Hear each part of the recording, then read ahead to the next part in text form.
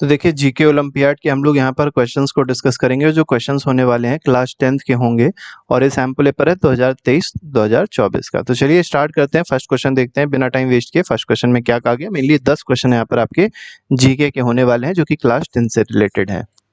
तो देखिए first question में क्या कहा गया है, इसमें कहा गया है which is the most densely populated Indian state. तो कौन सा ऐसा भारतीय स्टेट है जो सबसे ज्यादा डेंसली पॉपुलेटेड है। अच्छा, डेंस का मतलब क्या होता है, तो पर्सन लिविंग पर स्क्वायर किलोमीटर। ठीक है, तो कितने लोग एक किलोमीटर स्क्वायर के एरिया में रहते हैं उसको डेंसिटी कहते हैं। पॉपुलेशन की पॉपुलेशन डेंसिटी वही कहलाती है। तो पूछा गया सबसे ज्यादा पॉपुलेशन डेंसिटी कहाँ पर है, तो सबसे ज्यादा पॉपुलेशन डेंसिटी है बिहार में, और सबसे कम अगर पूछी जाएगी तो ये हो जाती है अरुणाचल प्रदेश में।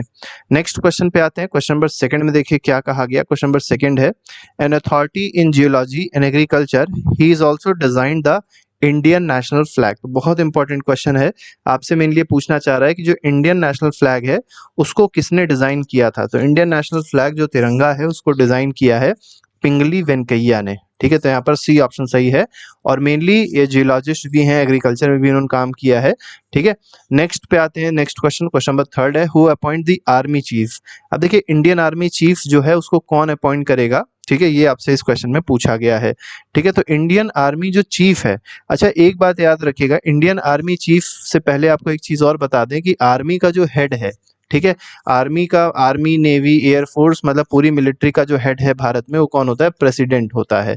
ठीक है, और प्रेसिडेंट ही क्या है, प्रेसिडेंट ही अपॉइंट करेगा किसको, इंडियन आर्मी चीफ को या एयरफोर्स के चीफ को या नेवल के चीफ को। तो यहाँ पर ए ऑप्शन सही है। नेक्स्ट पे आते हैं। Next question, question number fourth है आधार कार्ड कैरीज। अब देखिए आधार कार्ड में क्या है ये आपको यहाँ पर बताना है। जैसे इस समय अगर आप देखेंगे पूरे भारत में जितने भी लोग हैं ज्यादातर लोगों का आधार कार्ड बन चुका है। तो आधार कार्ड में एड्रेस ऑफ कार्ड होल्डर तो होता है, फिंगरप्रिंट्स भी होती हैं।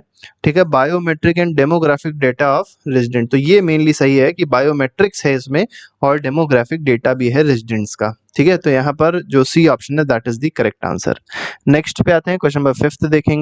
तो देखिए फिफ्थ क्वेश्चन में क्या कहा गया है, इसमें कहा गया है वाल्डन। अब देखिए बुक के बारे में बात हो रही है जिसका नाम है वाल्डन। अब वाल्डन जो बुक है वो किसने लिखी है, हेनरी डेविड थ्योरो ने लिखी है। इस बेस्ड ऑन, तो किस पे बेस्ड है ये आपको यहाँ पर बताना है। तो ये नेचर पे बेस्ड है। ठीक है, तो वाल्डन जो बुक है थोरो के द्वारा लिखी गई, किस पे बेस्ड है, नेचर पे बेस्ड है। याद रखिएगा, बहुत इंपॉर्टेंट क्वेश्चन है। नेक्स्ट पे आते हैं। सिक्स्थ क्वेश्चन में कहा गया द ह्यूमन जीनोम प्रोजेक्ट। अब देखिए जो ह्यूमन का जीनोम प्रोजेक्ट है वो किस चीज से रिलेटेड है ये यहाँ पर आपको बताना है। ठीक है, तो ह्यूमन जीनोम प्रोजेक्ट जो है वो पहला दिया गया है helps in development of chromosomes. तो बिल्कुल गलत है, क्रोमोसोम से इसका कहीं कोई लेना देना नहीं है। हेल्प्स इन डीएनए पेयरिंग, ये भी गलत है। Helps to identify genes that lead to disease, ये बिल्कुल सही है। ठीक है, तो ऐसे जीन्स को मेनली डिटेक्ट करने के लिए बनाया जा रहा है, मतलब किया जा रहा है जिससे डिजीज होती है। तो ऐसे जीन्स को क्या हो जाएगी, जीन कटिंग हो जाएगी। जीन कटिंग करके ऐसे जीन्स को हटा दिया जाएगा और डिजीज से लोग बच जाएंगे। नेक्स्ट पे आते हैं। Presently Cadbury uses high quality cocoa beans from which location. अब देखिए कैडबरी आप लोग ने कंपनी का नाम जरूर सुना होगा, मेनली चॉकलेट्स प्रोड्यूस करती है। तो ये पूछा गया है जो कोकोआ आता है चॉकलेट बनाने के लिए वो किस जगह से आता है, कहाँ से लोग कोकोआ लेके आते हैं। तो ये लोग कोकोआ जो लेके आते हैं वेस्ट अफ्रीका से लेके आते हैं। तो यहाँ पर ए ऑप्शन जो है that is the correct answer. Question number 8 पे आते हैं। 8th क्वेश्चन में कहा गया लैप्रोस्कोपिक सर्जरी इस। अब देखिए लैप्रोस्कोपिक सर्जरी के बारे में पूछा गया है कि जो लैप्रोस्कोपिक सर्जरी है preferred method of surgery because. अब देखिए इसको ज्यादा प्रिफर क्यों किया जाता है। ठीक है, तो पहला लेटेस्ट टेक्नोलॉजी यूज करती है, तो बिल्कुल गलत है, ऐसा नहीं है। लेस इन्वेजिव है, तो यहाँ पर बी ऑप्शन बिल्कुल सही है, लेस इन्वेजिव है इसीलिए इसको ज्यादा यूज किया जाता है। ठीक है, लैप्रोस्कोपिक सर्जरी।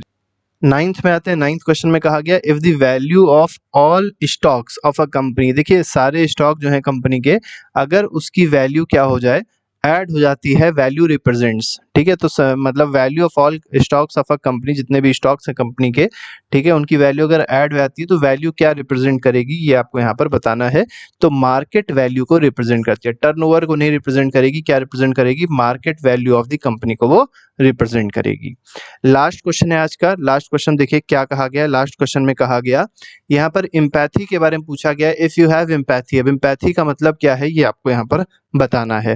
ठीक है, अब देखिए इम्पैथी का मतलब ये है जैसे मान लीजिए आपको कोई दिक्कत है, ठीक है, और वही दिक्कत आपने दूसरे पर्सन में देखी, ठीक है, जैसे मान लीजिए आपको कभी कोई मान लीजिए पेट दर्द हुआ था और वही पेट दर्द उस पर्सन को उसी तरीके का हो रहा है, तो इस पर्सन का दर्द आप बहुत अच्छे से समझ पाएंगे क्योंकि ये आप पर भी बीती है। इसी को कहते हैं एम्पैथी। ठीक है, तो वहां पर दिया गया you have a strong point of view बिल्कुल गलत है, you can understand what is told you बिल्कुल गलत है, no matter what you like to have ये भी गलत है। इसका जो सही आंसर है that is option number D. इसमें कहा गया you can see things from others person view point, तो ये बिल्कुल सही है। तो आप समझ सकते हैं क्या यहाँ पर कहा गया है। तो इसलिए इसका क्वेश्चन नंबर 10th का जो आंसर है that is option number D. तो इसके अलावा और भी कई सारे एमसीक्यूज हैं जिसको आप लोग जाके प्लेलिस्ट में देख सकते हैं और अपने रिवीजन को अच्छे से कर सकते हैं। तो अभी के लिए फिलहाल नहीं, thank you very much, good bye, जय हिंद।